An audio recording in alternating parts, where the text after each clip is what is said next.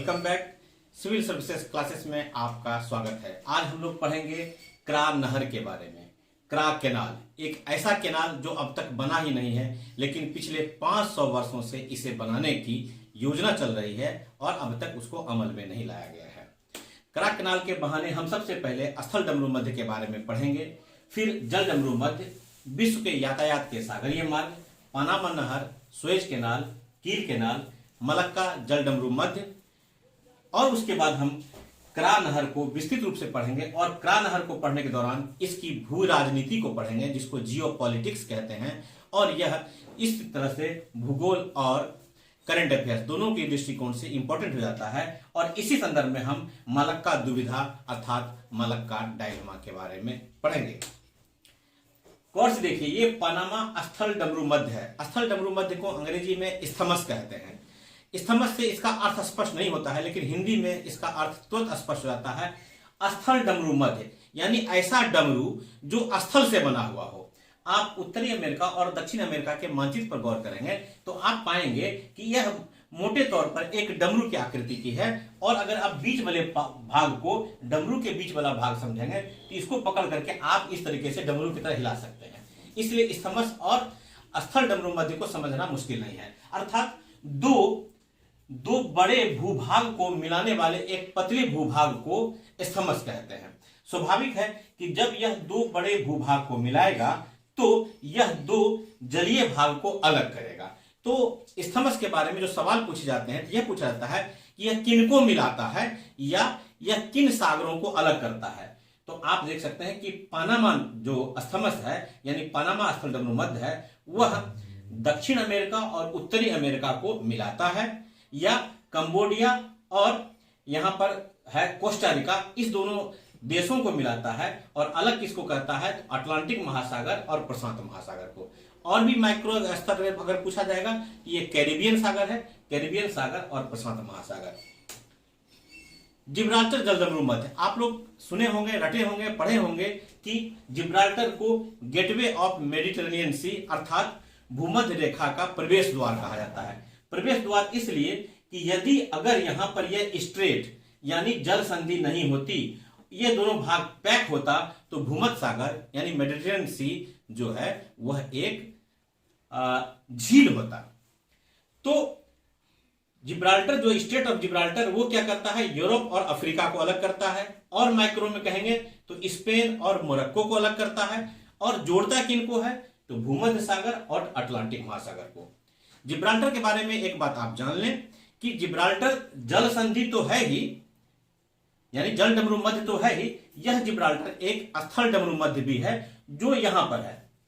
स्थल डमरू मध्य के लिए मोटे तौर पर यह परिभाषा दी जाती है कि दो बड़े भूभाग को जोड़ने वाले, लेकिन प्रैक्टिकल में बहुत ऐसे भी स्थल डमरू मध्य हैं जो एक बड़े भूभाग और एक पतले भूभाग को जोड़ता है। जैसे यहां पर आप देख लें, स्पेन में ही है, यह जिब्राल्टर स्थमस है। यदि अगर परीक्षा में यह पूछा जाए आपसे कि इनमें से कौन स्थल संधि का नाम भी है और जल संधि का भी नाम है, यानी स्थल डमरू मध्य का भी नाम है और जल डमरू मध्य का भी नाम है, तो आप कहेंगे स्ट्रेट ऑफ जिब्राल्टर और जिब्राल्टर स्थमस। टोम्बोलो, टोम्बोलो एक प्रकार का स्थमस यानी स्थल डमरू मध्य ही होता है, लेकिन यह सागर के द्वारा बनाया गया होता है। आप इसको इस रूप से समझिए कि कोई महाद्वीप है और उससे दूर हटा हुआ कोई द्वीप है। इन दोनों में कोई कनेक्शन नहीं है। कनेक्शन होगा तो वो द्वीप कहलाएगा ही नहीं। लेकिन धीरे धीरे सागरीय जल क्या करती है, बालू को लाकर निक्षेपित करती है और धीरे धीरे इन दोनों के बीच में बालू का एक भित्ति बन जाती है या बालू का एक स्थमस बन जाता है, जिसे टोम्बोलो कहते हैं। यह परीक्षाओं में पूछा जाता है, ऑब्जेक्टिव में खासतौर पर। तो टोम्बोलो क्या है, टोम्बोलियो एक निक्षेपात्मक स्थलाकृति है, डिपोजिशनल लैंडफॉर्म है। किसके द्वारा बनाया जाता है तो यह सागरीय जल के द्वारा बनाया जाता है। कैसे बनता है तो जब स्थल और किसी द्वीप के बीच में यह बन जाता है। टोम्बोलो भी एक छोटे प्रकार का स्थल डमरू मध्य है जो बलुआही किस्म का होता है। बेरिंग जल संधि एक महत्वपूर्ण जल संधि है। बेरिंग जल संधि एशिया और उत्तरी अमेरिका दोनों को अलग करता है, पूर्वी गोलार्ध और पश्चिमी गोलार्ध को अलग करता है। यह अटलांटिक महासागर और प्रशांत महासागर को जोड़ता है और माइक्रो लेवल पे आएंगे तो यह चुकची सागर को बेरिंग सागर से जोड़ता है। और एक और महत्वपूर्ण बात है कि अंतरराष्ट्रीय तिथि लेखा इंटरनेशनल डेट लाइन ये बेरिंग स्ट्रेट से ही पास करती है। तो आप समझ गए होंगे। इनको ध्यान में रखते हुए ये देखिए विश्व के सागरीय मार्ग हैं। सागरीय मार्ग में आपके यह भी सवाल पूछे जाते हैं कि सर्वाधिक घनत्व कहां पर है सागरीय नौ परिवहन का। तो सबसे सर्वाधिक घनत्व है उत्तरी अटलांटिक महासागर में। अब यहीं पर पानामा शहर है, यहीं पर सुएज है और यहां पर स्टेट ऑफ मलक्का है। इन तीनों को विस्तृत रूप से पढ़ेंगे तो यही पानामा स्थमस को काट करके जो नहर बनाया गया है उसी नहर को पानामा कैनाल कहते हैं। और यहां पर सुएज के पास जो सुएज स्थमस को काट करके जो बनाया गया है नहर उसे सुएज कैनाल कहते हैं। और यहां पर थाईलैंड में जो प्रस्तावित है वो है क्रा कैनाल। अब तीनों को अलग अलग पढ़ते हैं। ये देखिए पानामा कैनाल है। अभी हमने बताया था कि पानामा एक स्थमस है। स्थमस होने के कारण इधर और इधर आसपास जाना मुश्किल था। तो अगर न्यूयॉर्क से सैन फ्रांसिस्को जाना होता था तो संपूर्ण दक्षिण अमेरिका को पार करके यहां तक जाना पड़ता था। दूरी तो थी ही अधिक, 21,000 किलोमीटर की दूरी थी। लेकिन यहां पर एक टेरा डेल फ्यूगो है और यहां पर समुद्र में बड़े बड़े तूफान आया करते हैं और बड़े बड़े जहाजों को यहां पार करने में बहुत कठिनाई होती थी। इस कठिनाई को दूर करने के लिए यहां पर पानामा स्थमस को काट करके पानामा में एक नहर बनाया गया जिसे पानामा कैनाल कहते हैं। इससे दूरी में कितना 12,530 किलोमीटर की बचत हुई है। अब यहां से यहां जाने में मात्र 8,500 किलोमीटर होता है। 12,000 किलोमीटर को मामूली मत समझिए। आप जानते हैं कि पृथ्वी की त्रिज्या लगभग 6400 किलोमीटर है, 6,371 किलोमीटर, यानी धरती के आर पार जाने के समान है। तो ये काट लिया गया है। यह नहर उतना सुगम नहीं है जितना सुएज कैनाल है। उसके पीछे कारण यह है कि ये जो आप इधर देख रहे हैं कैरेबियन सागर या आप इधर जो देख रहे हैं अटलांटिक महासागर, इसका जल स्तर ऊंचा है और इधर जो आप देख रहे हैं प्रशांत महासागर, इसका जल स्तर नीचा है। तो अगर इसको फ्री छोड़ दिया जाए तो इतना तेज से यहां पानी का बहाव आएगा कि इसको और भी काट काट करके इसको तो कंप्लीटली पानामा को समाप्ति कर देगा। पहली बात। दूसरी बात कि उधर से जहाज तो आना आसान होगा करंट के माध्यम से, इधर से जहाज के जाना मुश्किल होगा। इसलिए पानामा नहर की खासियत है, आपसे पूछा जाता है प्रश्नों में, तो पानामा नहर में बहुत सारे फाटक यानी गेट बना दिए हैं और इसमें पंप के जरिए, जैसे इधर से अगर आ रहा है जहाज तो एक उसको ब्रैकेट में बंद कर दिया जाता है और फिर वाटर लेवल को डाउन किया जाता है, फिर अगले खांचे में डाला जाता है और इस प्रकार से जहाज आता है और इधर से जाने पर जहाज को पानी भर भर के पंप से उठाया जाता है। पानामा नहर 1914 में आरंभ हुआ था। तारीख बहुत आसान है, 15 अगस्त 1914 को 15 अगस्त जानते हैं कि हमारा स्वतंत्रता दिवस है। दूसरा है सुएज कैनाल।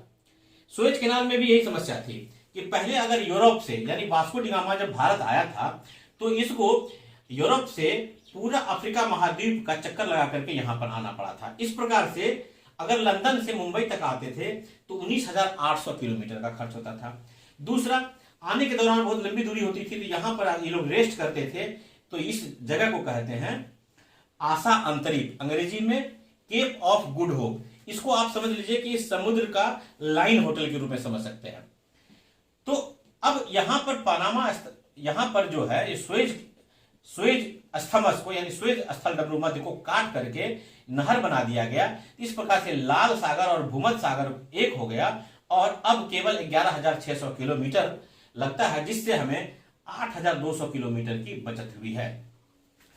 यह आरंभ हुआ था 1869 में। 1869 याद रखना आसान है, महात्मा गांधी का जन्म का वर्ष है और 17 नवंबर को इसकी शुरुआत हुई थी। 17 नवंबर को वैसे तो याद नहीं रखना है सुएज कैनाल के संदर्भ में, लेकिन 17 नवंबर इस रूप से याद रखना है कि 17 नवंबर को ही 1928 को लाला लाजपत राय जी की मृत्यु हुई थी और 17 नवंबर को ही अंतरराष्ट्रीय छात्र दिवस इंटरनेशनल स्टूडेंट डे मनाया जाता है। एक महत्वपूर्ण है की कैनाल। पानामा नहर और सुएज कैनाल के बारे में किताबों में बहुत विवरण मिलता है, लेकिन कील कैनाल के बारे में जानकारी नहीं मिलती है। परीक्षा के दृष्टिकोण से इंपॉर्टेंट है। कील कैनाल कहां पर है? आप सबसे पहले इस मैप को समझिए। हम उत्तरी यूरोप में हैं।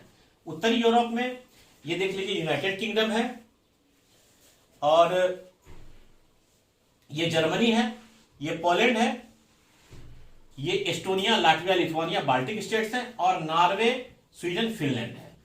ये जो डेनमार्क है, डेनमार्क एक प्रायद्वीपीय देश है, और ये प्रायद्वीप पर डेनमार्क जो है उसको जूटलैंड प्रायद्वीप कहते हैं। यह भी परीक्षा में पूछा जाता है।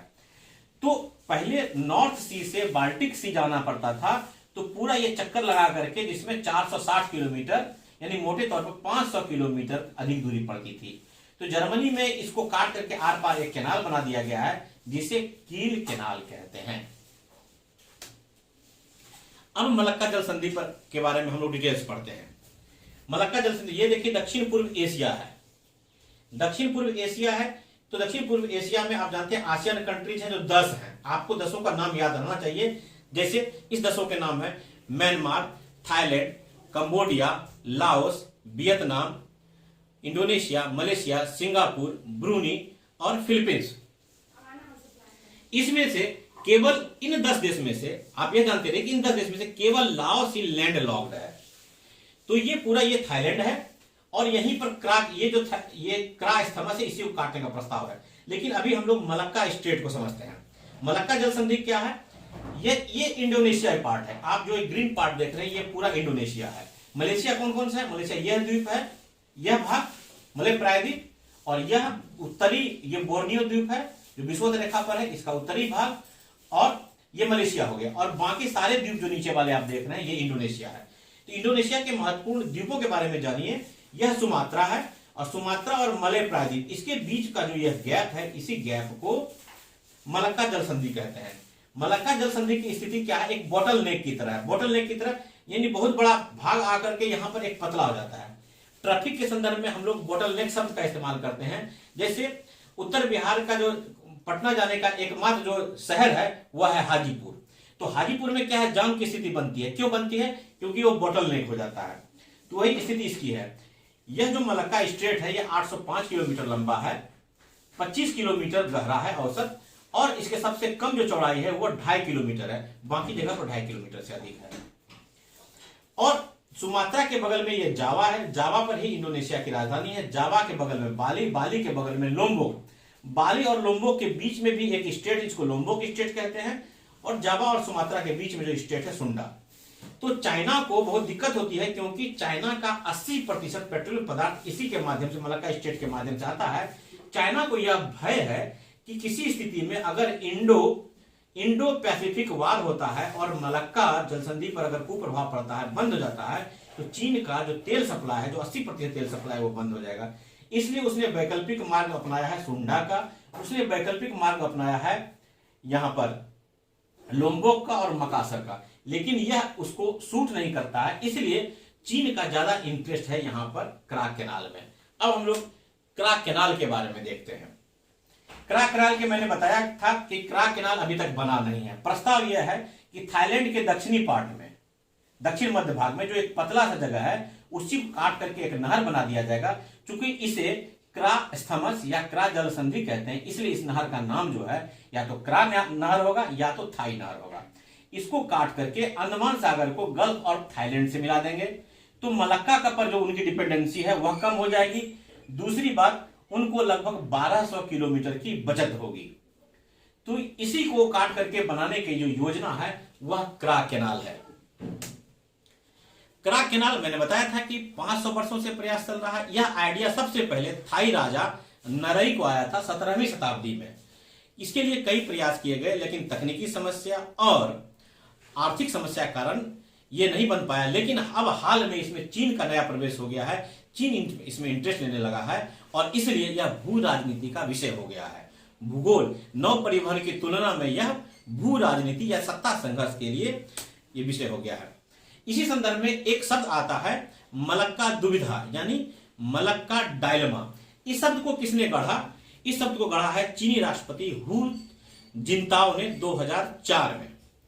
उनका यही कहना था जो हमने अभी बताया कि अगर हिंद प्रशांत में किसी तरह का विवाद और संघर्ष की स्थिति होगी तो मलक्का जल संधि जो है वो बंद हो जाएगा, और मलक्का बंद हो जाएगा तो 80% जो पेट्रोलियम पदार्थ है चीन का, वो सप्लाई बंद हो जाएगा। चीन का ऊर्जा मार्ग है वह बंद हो जाएगा। यही इसकी दुविधा है। इस दुविधा से निकलने के लिए ही वह क्राक कैनाल में इंटरेस्ट रखता है। मैंने अभी बताया आपको कि इसके विकल्प के तौर पर इसने सुंडा इसने लोम्बोक और मकासर जल संधि के माध्यम से नए रास्ते का प्रयास किया है, किंतु अभी वह रास्ता अपेक्षाकृत छिछला है, सकरा है, थोड़ा बिजी रहता है, उतना सुविधाजनक नहीं है। इसलिए इसकी इच्छा है कि जल्दी से जल्दी क्रा कैनाल बने। चीन का एक अखबार है चाइना यूथ डेली, उसने एक बड़ा अच्छा स्टेटमेंट लिखा था। यह चीन की चिंता को स्पष्ट करता है कि यह कहने में कोई अतिशयोक्ति नहीं है कि जो कोई भी मलक्का जल संधि पर नियंत्रण करेगा उसका चीन के ऊर्जा मार्ग पर बोलबाला होगा। भूगोल के छात्र जानते होंगे कि ऐसा ही एक थ्योरी है, हार्टलैंड थ्योरी, जो मैकिंडर ने दिया था। कहा गया था कि जो हार्टलैंड पर नियंत्रण करेगा वह विश्व द्वीप पर नियंत्रण करेगा, और जो विश्व द्वीप पर नियंत्रण करेगा वह संपूर्ण विश्व पर नियंत्रण करेगा। उसी प्रकार से चाइना डेली ने अपने लिखा है कि यह कहने में हमें कोई अतिशयोक्ति नहीं है कि जो कोई भी मलक्का जल संधि पर नियंत्रण करेगा वह चीन के ऊर्जा मार्ग पर नियंत्रण करेगा। इसलिए चाइना क्रा नहर को फंड दे करके बनाना चाहता है, लेकिन यही तो चिंता हो गई है थाईलैंड की। थाईलैंड की चिंता क्या क्या है इसको समझिए। थाईलैंड का अभी मानचित्र हमने दिखाया था कि उत्तरी भाग बौद्ध बहुल है और दक्षिणी भाग मलय मुस्लिम बहुल है।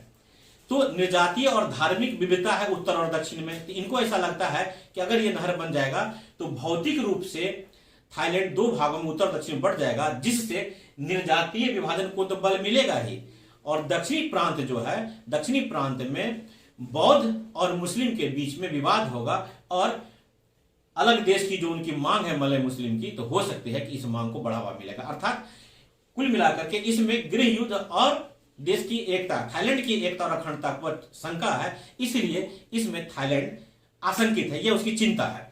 थाईलैंड की दूसरी चिंता उसकी संप्रभुता की है। चाइना के बारे में आप जानते होंगे कि चाइना विश्व में जहां कहीं भी अपना पूंजी निवेश किया है उस क्षेत्र को पूर्णतः अपना नियंत्रण कर लिया है, और उस देश की संप्रभुता उससे छरित हुई है। इसका बड़ा अच्छा सुंदर उदाहरण है हम्बगोटा पोर्ट श्रीलंका में। हम्बगोटा पोर्ट श्रीलंका में चाइना ने अपना इन्वेस्ट किया, उस पोर्ट को खूब डेवलप किया, और डेवलप करने के बाद उसका संपूर्ण नियंत्रण अपने पास रख लिया है, और वह महंगी सेवाएं देता है। इसी प्रकार से जिबूती एक छोटा सा देश है जो आपको लाल सागर में स्थित है, इसको अफ्रीका के हॉर्न में भी कहते हैं, और वो मुख्य मार्ग सुएज नहर वाला जो रास्ता है उस पर स्थित है। वहां पर भी इसने इसी प्रकार का पोर्ट वगैरह डेवलप किया है और उस पर पूरा अपना नियंत्रण कर लिया है। तीसरा, Mombasa Nairobi rail line, Kenya में जो मोम्बासा से लेकर नैरोबी तक का एक रेल लाइन डेवलप किया है, उसमें जो उनका वास्तविक खर्च होना चाहिए थे उससे 3 गुना महंगे में चीन की कंपनी ने डेवलप किया है, और यह कीनिया के लिए गले की हड्डी बन गया है, क्योंकि कीनिया इससे ऋण जाल में, डेब्ट ट्रैप में फंस गया है। तो इसकी यह चिंता है थाईलैंड की कि अगर हमने क्रा कैनाल में चीन को पूंजी निवेश करने के लिए दिया तो इससे हमारी संप्रभुता को ठीक उसी प्रकार से खतरा हो सकता है जैसे श्रीलंका में, जिबूती में या कीनिया में हो रहा है। दूसरा, इससे पर्यावरण और पर्यटन संबंधी समस्या है। आपको मालूम होगा कि थाईलैंड एक बहुत बड़ा ही पर्यटन का केंद्र है और बहुत सारे लोग वहां पर पर्यटन के लिए जाते हैं। एक और महत्वपूर्ण आशंका है आसियान में फूट का। आसियान में हमने बताया कि आसियान 10 देशों का एक समूह है, आर्थिक और सांस्कृतिक समूह है। उसमें थाईलैंड में क्या है कि अभी जो स्टेट ऑफ मलक्का है उसके कारण से इंडोनेशिया, मलेशिया और सिंगापुर, ये तीनों देश जो है अंतरराष्ट्रीय जो नौ परिवहन होता है उससे फायदे में रहता है। लेकिन जब यह शिफ्ट हो जाएगा उत्तर की तरफ क्रा कैनाल के तहत, तब इंडोनेशिया, मलेशिया और सिंगापुर को आर्थिक हानि होगी और फायदे में हो जाएंगे थाईलैंड, कंबोडिया और वियतनाम। तो इससे इसमें फूट हो जाएगा, और जो ही इसमें फूट होगा तो अमेरिका, क्योंकि अमेरिका का बहुत अच्छा बेहतर साथी है आसियान, तो अमेरिका को दिक्कत होगा, और आसियान से चीन की नहीं पड़ती है, इसलिए चीन को इसमें खुशी होगी, यानी फूट होने पर चीन को फायदा होगा। कोई भी अध्ययन तब तक अच्छा पूरा नहीं होता जब तक उसको तुलनात्मक रूप से नहीं पढ़ लेते हैं और एक बार फिर से नहीं देख लेते हैं। तो ये टेबल है, आप टेबल में देख सकते हैं कि सुएज कैनाल, कील कैनाल, पनामा कैनाल और क्रा कैनाल। सुएज कैनाल 1869 में बना, कील कैनाल 1895 में, पनामा 1914 में और क्रा कैनाल वाट अभी बनना बाकी है। देखिए, सुएज कैनाल अफ्रीका में है, भूमध्य सागर और लाल सागर को जोड़ता है। कील नहर यूरोप में है जो उत्तरी सागर और बाल्टिक सागर को जोड़ता है। पनामा नहर उत्तरी अमेरिका में है जो प्रशांत महासागर को कैरेबियन सागर से जोड़ता है। और अंत में है क्रा कैनाल जो अंडमान सागर को थाईलैंड की खाड़ी से जोड़ता है। तो ये था क्राक केनाल पर विस्तृत जानकारी। मुझे उम्मीद है कि इससे आपकी जानकारी में बढ़ोतरी होगी और आप भूगोल और भू राजनीति यानी ज्योग्राफी और जियोपॉलिटिक्स दोनों में इन प्रश्नों का बेहतर जवाब दे पाएंगे। धन्यवाद।